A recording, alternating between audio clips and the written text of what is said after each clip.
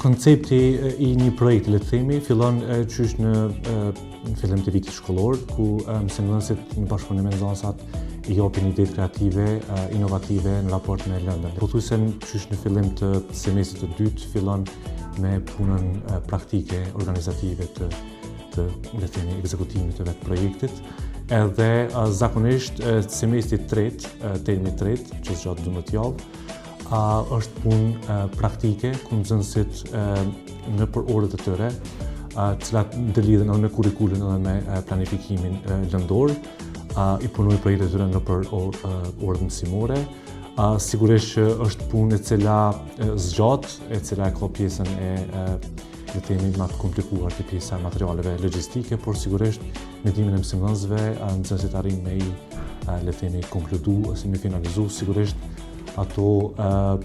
pjesët e nuancave ose ato prekjet finale është mësimdhënësit që me udhëzimet e tyre.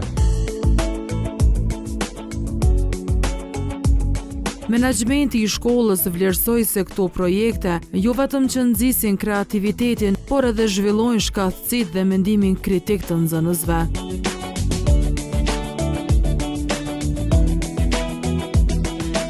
Panajirës gjatë një ditë, nxënësit zakonisht përfshihen në për klasë të lëndë të ndryshme, por secila lëndë ka një projekt të veçantë ose dy ose më shumë,